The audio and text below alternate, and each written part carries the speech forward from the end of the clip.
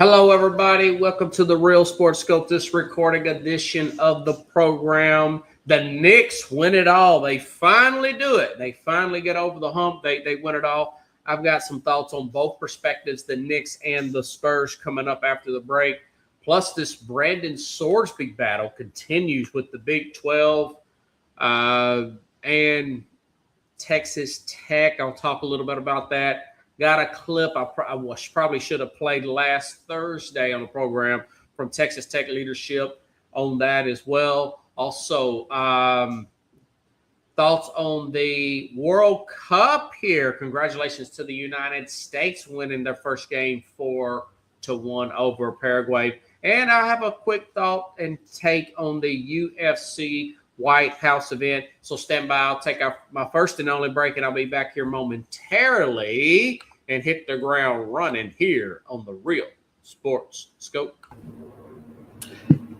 Hello, Sports Scope followers. The program has seen tremendous growth since going 5 days a week. I just wanted to thank everybody for your cash contributions and sharing the program with friends and families. Just a reminder, if you want to contribute to the program, go to the Cash App, the cash sign, and Sports Scope. There are other ways to contribute to the program listed at the bottom of the screen.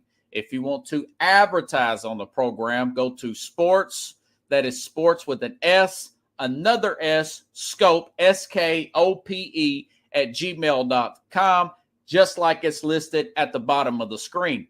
Thank you and enjoy the program. All righty then, I'm back here live, or I'm back here not necessarily live on this recorded link here.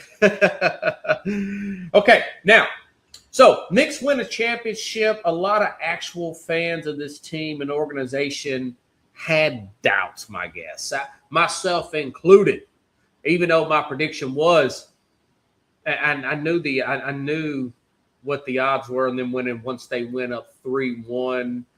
But you go back and look at what this team has been through over the years since winning back in 1973, all their shortcomings since that 90s team built around Patrick Ewing, first overall pick in 1985. Once that team started to fade out in 99, all the coaches, bringing back your I had to screenshot this, so I forgot how many coaches that they had went through since going all the way back to Pat Riley in the 90s here. I mean, you've got guys like Don Chaney, Lenny Wilkins, Larry Brown, and I think Brown won a championship, folks, with the Pistons prior to being hired there. Did not work out. Isaiah Thomas, Mike D'Antoni, Mike Woodson, good coaches, good former players. Derek Fisher, Kurt Rambis, Jeff Hornacek, David Fizdale, Mike Miller was an interim there, and then of course Tom Thibodeau and now Mike Brown. Not to mention Phil Jackson being brought in as the president there, and that ultimately not working out as a whole. You could see that it just seemed like that they were just a disaster waiting to happen. They just could not get it right there with Spearman, the big Carmelo Anthony trade, you name it, over the past several decades with the New York Knicks there. That it's just not going to work out. And we look at this team's lack of defense during the regular season. They cut it up there in the postseason. Wasn't really sure. We kept thinking they're going to fall apart, but they end up having a great run here. You got to give it. You got to take your hat off to.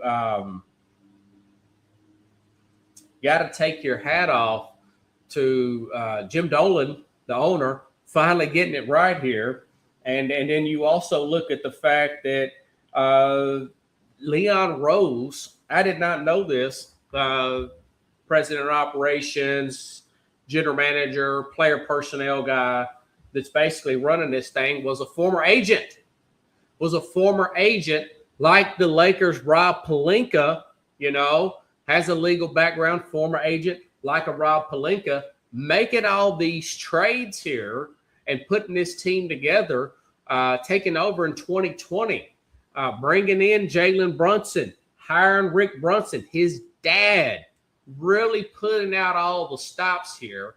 And like I've mentioned before on this program, talking about other organizations, whether it be the OKC Thunder, this Spurs team they just played in the playoffs here, that this league is built on it. This is 80. I don't know why you don't pay the general managers more than the coaches now, but it's like an 80-20 proposition.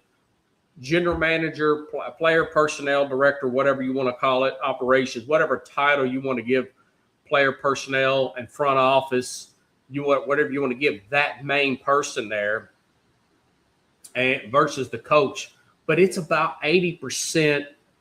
This is a general manager ran league versus 20% coaching. You need that 20% coach. We saw that Tom Thibodeau wanted to play all the starters more and did not lean into the bench. And you saw experienced Mike Brown, who'd been there, ironically, against this Spurs team, righting that wrong, going all the way back to 2007 with that Cleveland Cavalier team. I thought he was a good coach then, but he was outmanned as a team as a whole. It was just LeBron versus a highly skilled, well-oiled ran machine there in that San Antonio Spurs team led by obviously Tim Duncan back in 2007 there, winning that championship in 4 games.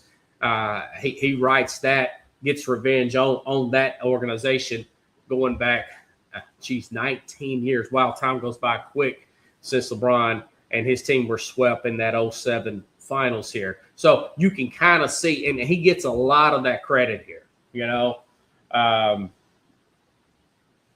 but you think about it from another perspective in this. You look at the fact that you've got these 3 Villanova guys here. Jalen Brunson, 3 years out of college, looked the part there. The leader on this team, the MVP, ultimately beating out OG Anunoby. Him at 45 points in the last game there, taking no prisoners there. You look at him, Josh Hart, 4 years out of Villanova as well. 3 years, Mikal Bridges. They look like the smarter team there of these 2 teams here. They look like a much smarter. You look at all the mistakes that even a 28-year-old, only 1 year in college, a 28-year-old De'Aaron Fox made in this series. There's a possibility he could get traded.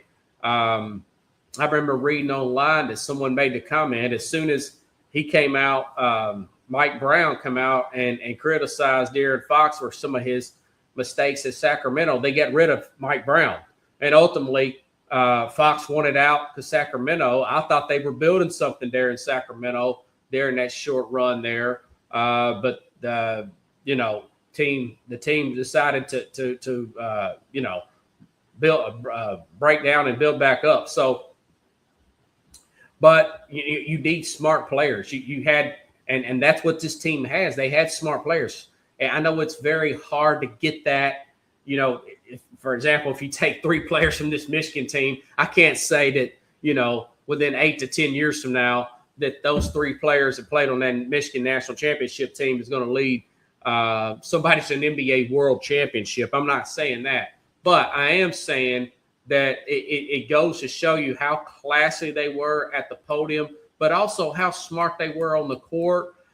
This team never gave up on loose balls. They never gave up on defense when being down up to 30 points in that one particular game. I made a note they were down 10 points in this game on the road with about 8 minutes to go. Still come back, win again. These 3 guys won 2 national championships at Villanova together.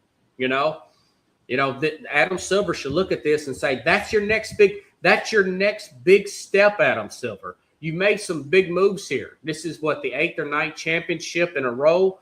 We have not had a back-to-back championship, because of these aprons and new rules and stuff like that, that this puts the onus on teams to build from within, to pay your personnel people more money, to make better decisions, to be accountable for every free agent you sign, for every player you trade for. This makes you be accountable for that.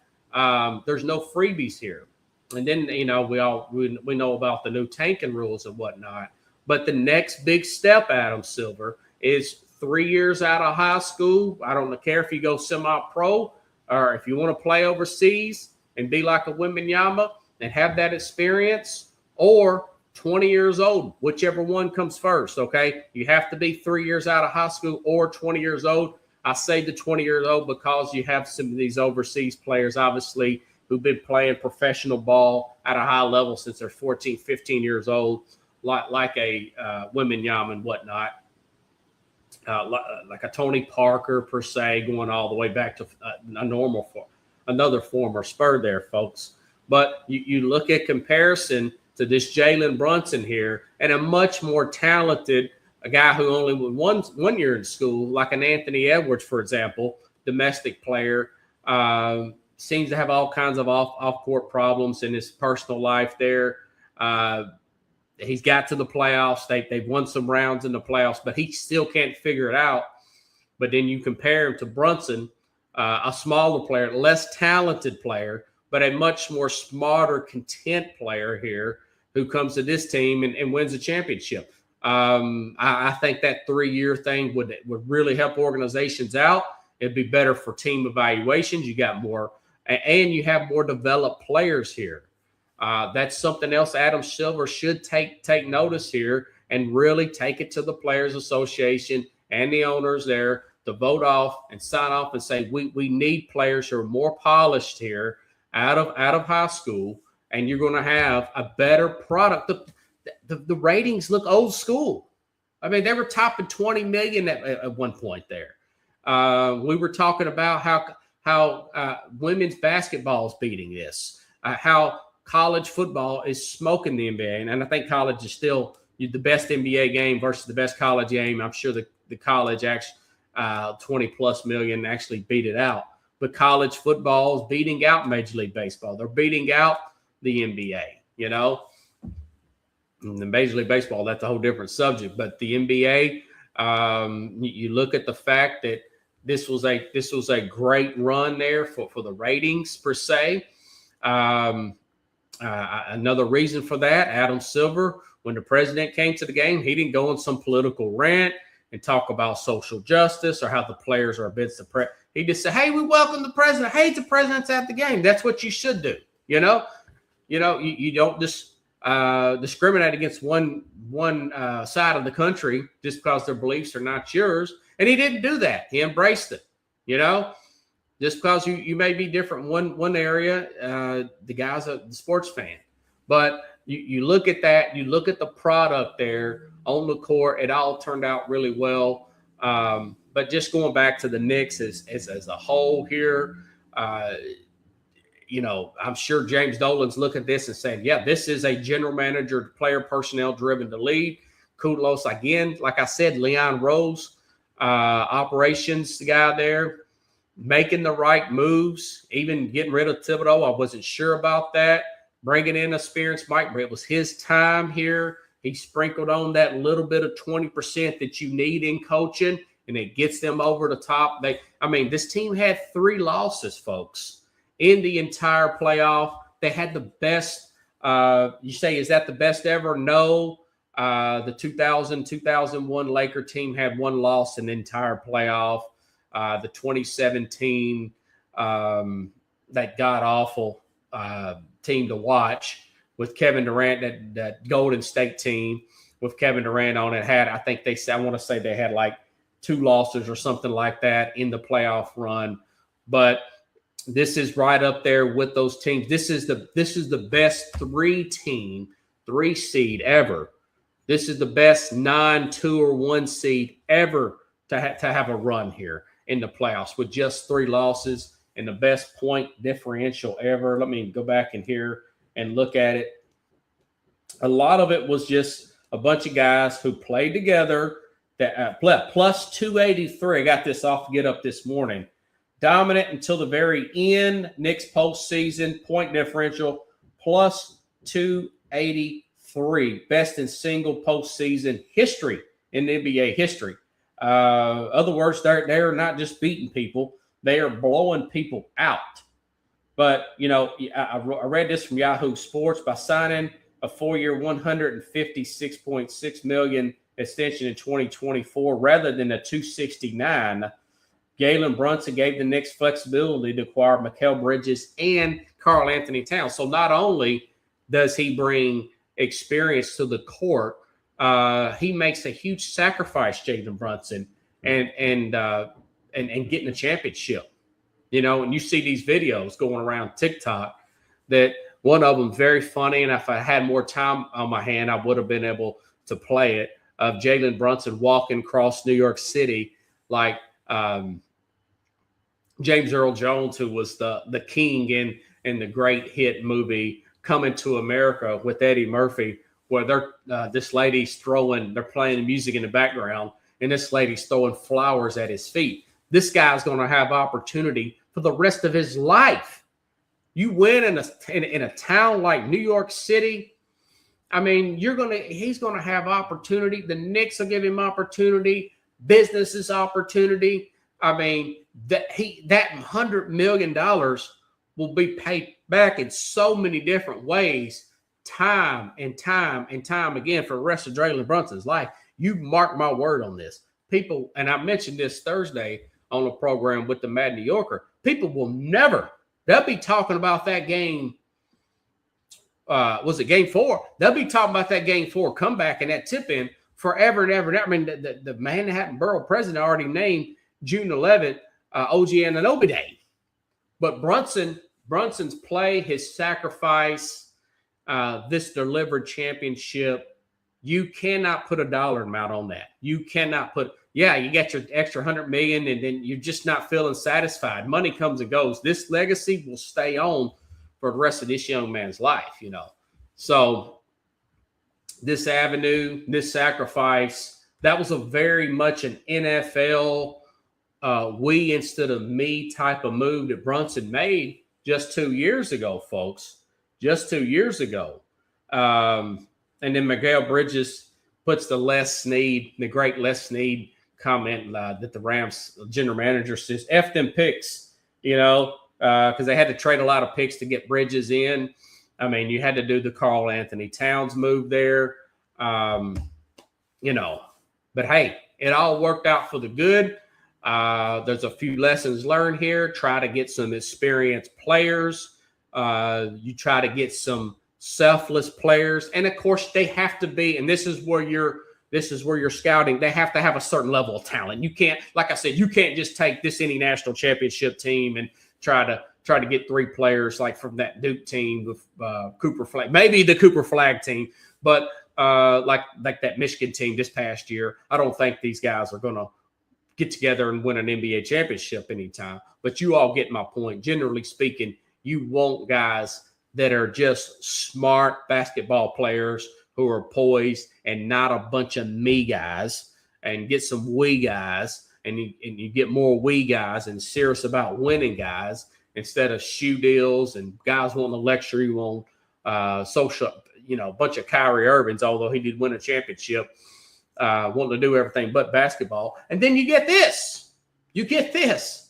One of the most likable teams in the history of the NBA Finals, in my humble opinion. On the other hand, on the other perspectives, on the flip side, why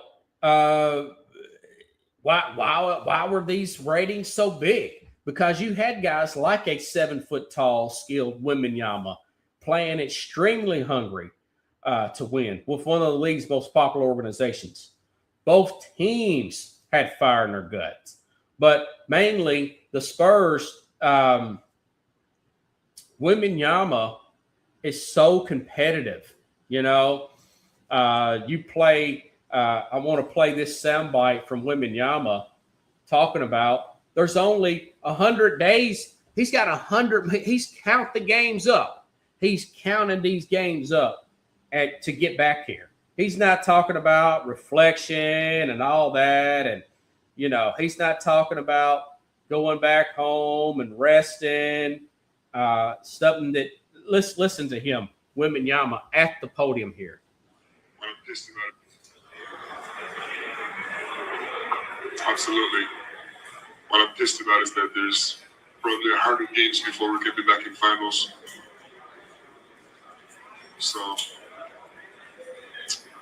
don't know how to say it in English, but I'm going to have to, hold that inside of me and slow down, wait, and execute for 100 games. Yeah. I mean, he's ticked. I made some notes to myself. I said, that sounds like a Kobe Bryant.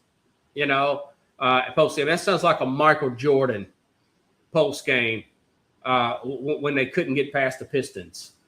Michael Jordan supposedly didn't speak for, I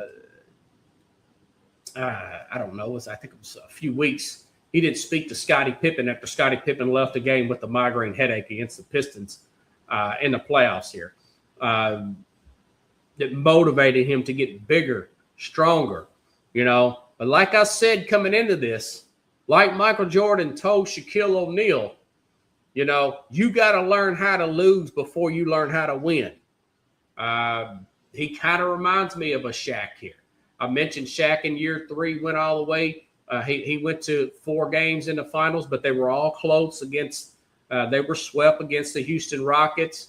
He comes back later and wins multiple championships with the Lakers there, but behind an equally driven Kobe Bryant and, of course, a Phil Jackson there coaching. They had the right coach there to put them all together there. You got to learn how to lose. This guy's going to come back focused. People are going to be watching him. I'm going to be watching him. I'm going to watch what they're going to do after this. I'm sure he's going to get bigger. He needs to work on his post game. I think he should get back in the lab. I know he will be. He'll get back in that lab. He'll get back in that gym with a Akeem Olajuwon over this summer. I guess he'll probably take about a few days off, a week or two, but he'll get back with Akeem this summer and work on his post game. I think he should add a sky hook like a Kareem Abdul-Jabbar did to his game. Once this guy really gets going and gets his physical beings about him, he's only 22 with the mental aspect, which he is very much well ahead of schedule. If you look at how well he shoots the ball and handles the ball, he's well ahead on his physical skill set. He needs to add that post game. I do not think he's going to be like a Kevin Garnett or a Kevin Durant and stay out there 15, 18 feet and just 2 jumpers all day like we would want him to do. Miss a bunch of threes like we would want him to do if you're his opponent per se, And me as a basketball fan and perspective and looking at it from a Spurs perspective, you want him backing down in that paint, adding that sky hook, adding more dunks to his game there. We know that he's unstoppable defensively. He won Defensive Player of the Year. He's unanimous Defensive Player of the Year. He's pretty close to winning the MVP there. He wants to get that MVP. He wants them championships. He's going to be that much stronger next year and years to come. Not guaranteed they'll be back next year. Your team's got to stay healthy next year. You got to keep guys under contract through April.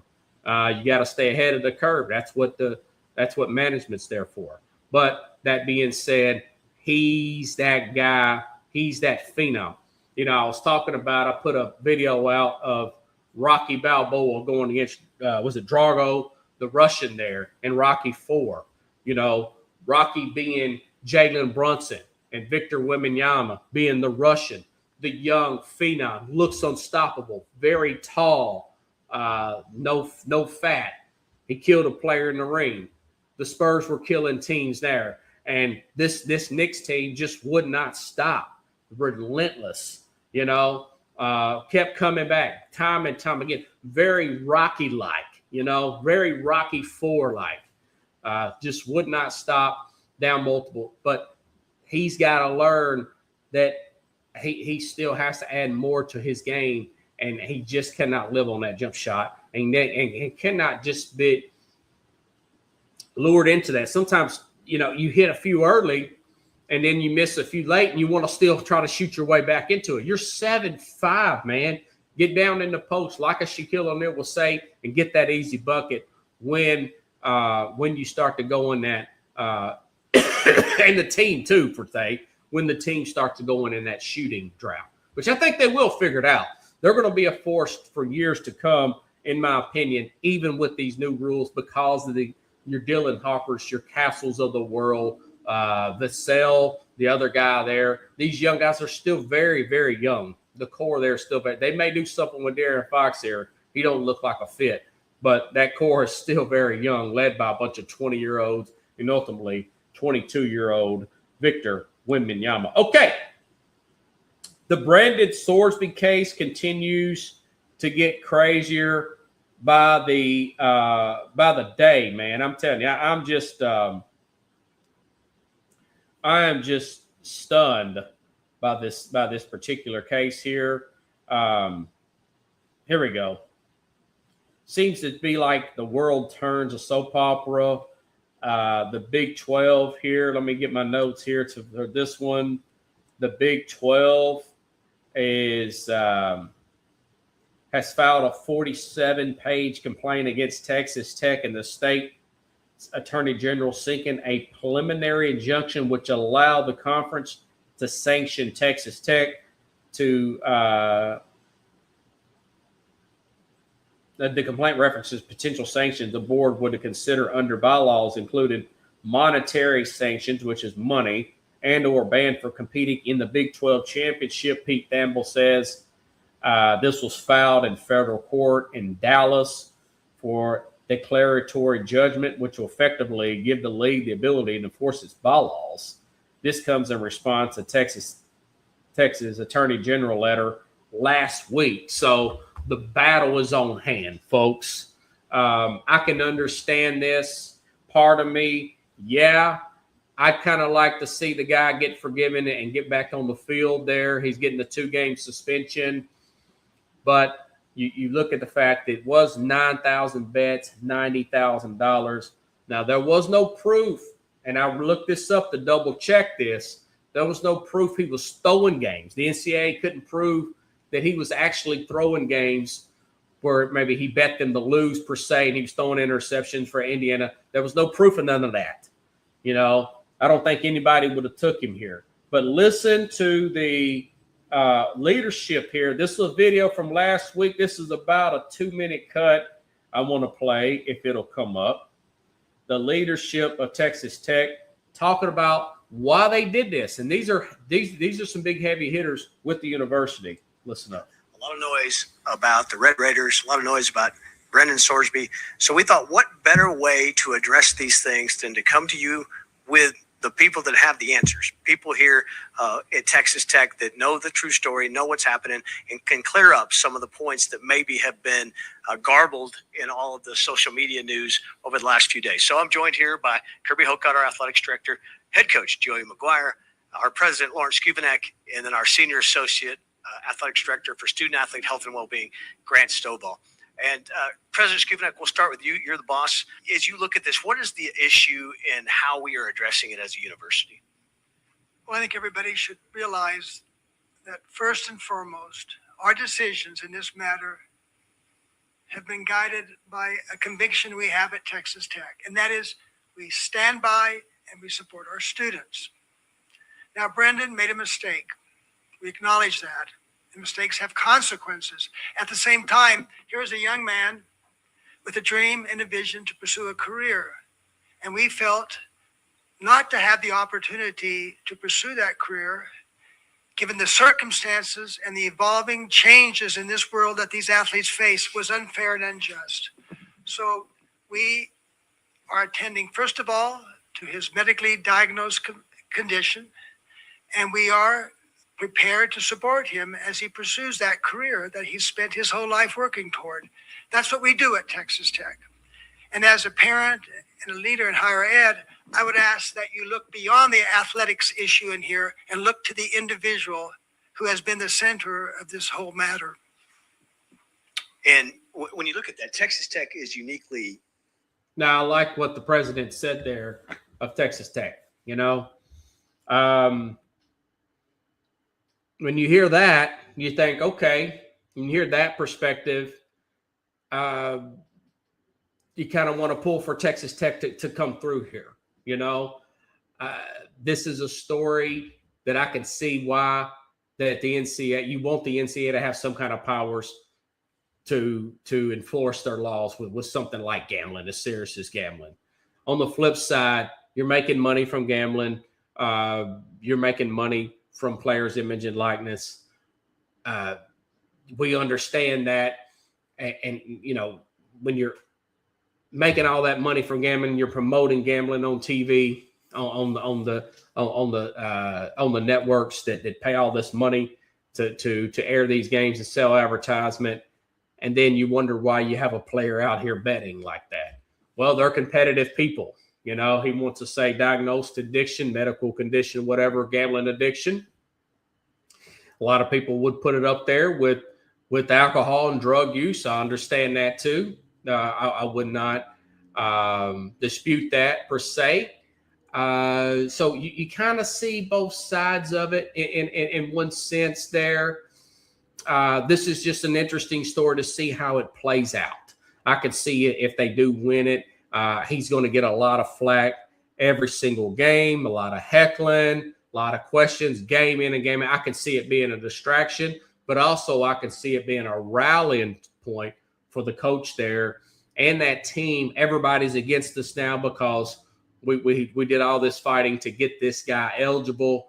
Wits bond together, has have us against the world mentality. You can kind of see that as well. Okay, so that's my take on that. That is a to be continued. I'm not sure how this thing is going to play out.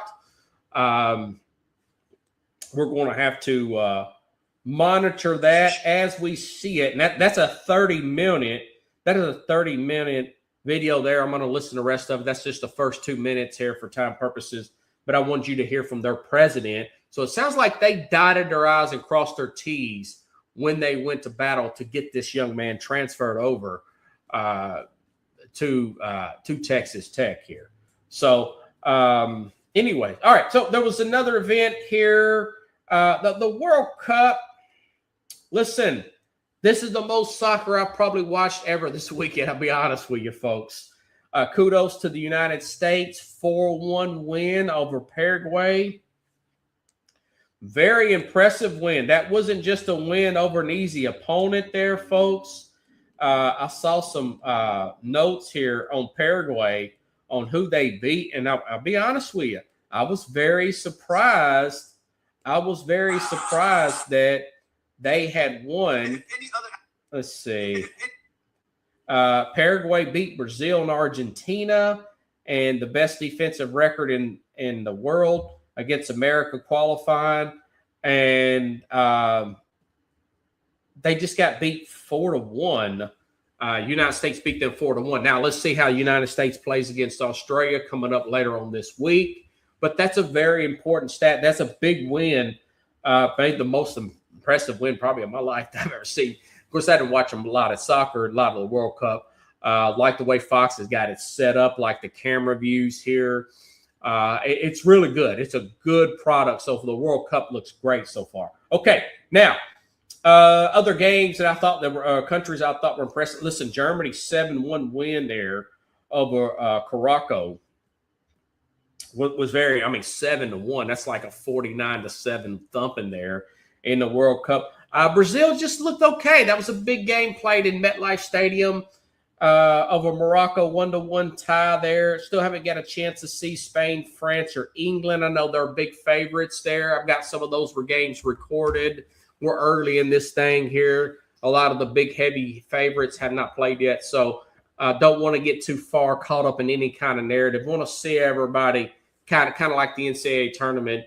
Just because one good team gets one big win, one seed plays well, you don't want to, kind of have a big overall opinion based on not a lot of evidence yet. So we got to see how this thing plays out per se. I know Mexico got the win, but we'll see. Okay, this UFC event, I'll be honest with you, I respect a lot what the president has done.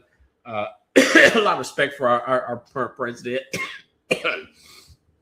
and a heck of a lot of respect for Dana White for running USC, the Ultimate Fighting Championship there. But that being said, I thought, putting the fight on the White House line, I thought initially that was going to be tacky. I didn't like the fact that it was on Paramount and not put on regular TV. That didn't sit well with me. But what I've read about this, you know what? It turned out to be a great event. One of my writers was talking about it this morning. This guy was a big football fan. I was surprised he brought up the UFC event. He said he saw it last night. Very impressed with it. And of all people, Stephen A. Smith and Jay Williams, two basketball guys. Stephen A. Smith was criticizing the president the other day for going to the Knicks game, saying that he's going to throw off everything, and complaining about the president holding up traffic there in New York City, which I had, my rebuttal to that is they're always having traffic issues there in that city, especially when the UN is in town. So that was a bunch of nonsense. But listen here, these two guys, Jay Williams and Stephen A. Smith, talking about the 4,000-seat arena being a better event than the finals, according to Jay Williams. Listen up. White House. It was a great event that was put forth by the UFC at the White House in concert with the White House or whatever. You did a hell of a job. I thoroughly enjoyed it. I was there, 4,000-seat arena. I got to be honest, coming off the NBA Finals, where I was at multiple NBA Finals, better event than NBA Finals. Wow, it was a better event than NBA Finals. But the White House literally being right there, incredible. It was a. So that was Stephen A. Smith and Jay Williams, former Blue Devil. He's a commentator there, opinion commentator there for ESPN. Really, he played for that 01 team. Love his opinion. Smart guy there. And of course, Stephen A. Smith, who I did not expect him to have that type of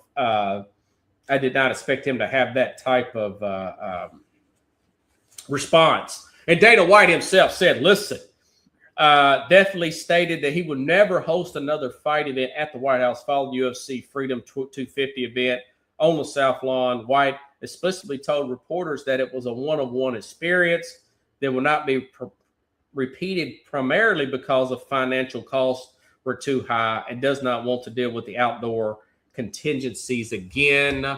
The logistics behind something like that, it was a nightmare for Dana White, I'm sure. Getting the security issues, dealing with the outdoor situation there. That being said, it was a success. Maybe other things, maybe scaled down, could be done in front of the White House. I guess you could say my initial reaction was wrong there. But the fact is, I don't take back the fact that if you're going to do something that is done in the White House like that for the people's, and even if it is private funding, you still want the public to be able to see it. You don't want something like that to be on a streaming service or a pay-per-view event. Okay, folks, if you like the show, share the show. Be back on here live Thursday. Boy, there's so many other angles and topics I want to cover these situations, but I have to work and get some finances squared away. The closer we get to football, particularly football season, you're going to see this show on live more often than not. So please subscribe to the At The Real Sports YouTube channel if you're not already. You can follow me on all my other social media links. Robert Butler, I'm verified on Facebook at our Butler. Let me see, what is my X app here as well? Here you can follow me at our Butler 723, verified as well on the X app there. And of course, subscribe to Spotify, Apple, any podcast that you get to help support this show. Okay. All right, folks, have a good Monday. I'll see you later on this week with the Mad New Yorker, probably Thursday. I'm sure he's beside himself because the Knicks have completed the job here on the Real Sports.